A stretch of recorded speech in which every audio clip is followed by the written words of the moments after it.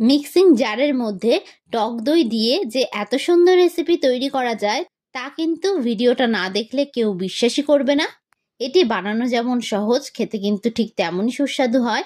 আর মাত্র 2 মিনিটে কিন্তু আপনারা এটা বাড়িতে তৈরি করে ফেলতে পারবেন। হঠাৎ করে কোনো গেস্ট চলে আসলে কিন্তু আপনারা এটা অবশ্যই সার্ভ করতে পারবেন। তো চলুন দেখে নেওয়া যাক আজকে আমার এই রেসিপিটি। তো ভিডিওটা শুরু থেকে শেষ পর্যন্ত দেখার জন্য আপনাদের কাছে আমার অনুরোধ রইল।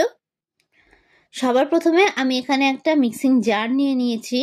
এবার আমি এর মধ্যে দিয়ে দেব এইরকম ছোট বাটি মেপে 2 বাটি পরিমাণে টক দই। আমি কিন্তু এখানে বাজারে কেনা টক দই ব্যবহার করছি, তবে কিন্তু আপনারা বাড়িতে পাতা টক দইও এখানে ব্যবহার করতে পারেন। আর ভিডিওটা ভালো লাগলে অবশ্যই একটা লাইক করবেন। আর যারা যারা আমার চ্যানেলের নতুন বন্ধু তারা অবশ্যই আমার চ্যানেলটি সাবস্ক্রাইব করে দেবেন। আমার ভিডিওর আপডেট সবার আগে পেতে পাশে থাকা বেল আইকনটা ক্লিক করতে ভুলবেন না।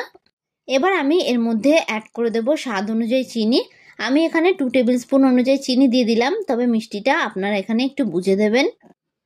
এবার আমি এর মধ্যে দিয়ে দিচ্ছি একটুখানি গন্ধরাজ লেবু। আমি এখানে লেবুটাকে এরকমভাবে একটু চিপে দিচ্ছি, তবে কিন্তু আপনারা এখানে চাইলে গন্ধরাজ লেবুর পরিবর্তে যে কোনো লেবু দিতে পারেন। এবার আমি এর মধ্যে দিয়ে দেবো স্বাদ অনুযায়ী নুন। নুনটা অবশ্যই আপনারা একটু টেস্ট অনুযায়ী দেবেন। আমি কিন্তু এখানে পরিমাণ অনুযায়ী 100 গ্রাম টক দই নিয়ে নিয়েছি। এবার মিক্সিং জারের ঢাকনা বন্ধ করে এটার আমি একটা স্মুথ পেস্ট তৈরি করে নেব। দেখুন আমি এরকম একটা স্মুথ পেস্ট তৈরি করে নিয়েছি। এইরকম ভাবে কিন্তু একটা স্মুথ পেস্ট তৈরি করে নিতে হবে।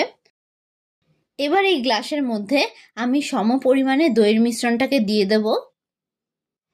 দেখুন আমি সম পরিমাণে কিন্তু গ্লাসের মধ্যে দইয়ের মিশ্রণটাকে দিয়ে দিয়েছি।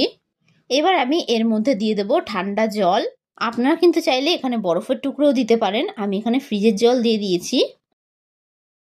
দুটো গ্লাসে কিন্তু সম পরিমাণে আমি জল দিয়ে দিলাম। এবার একটা চামচের সাহায্যে আমি খুব ভালোভাবে মিশিয়ে নেব। এই গরমে শরীর ঠান্ডা রাখতে দই দিয়ে অবশ্যই একবার এই রেসিপিটি তৈরি করে দেখতে পারেন। খেতে কিন্তু বেশ লাগে, আর একবার খেলে কিন্তু বারবার খেতে মন চাইবে। তো ভিডিওটা কেমন লাগলো অবশ্যই কিন্তু আমাকে কমেন্ট বক্সে জানাতে ভুলবেন না। তো দেখেই নিলেন খুব সুন্দরভাবে কিন্তু তৈরি হয়ে গেছে আমাদের গন্ধরাজ লস্যির এই রেসিপিটি। আপনারা অবশ্যই এই রেসিপিটি বাড়িতে একবার হলেও তৈরি করে দেখবেন। আর একবার তৈরি করলে কিন্তু এই রেসিপিটি আপনার কাছে বারবার রিকোয়েস্ট আসবে তৈরি করার জন্য। তো আজকের মতন আমি বিদায় জানালাম।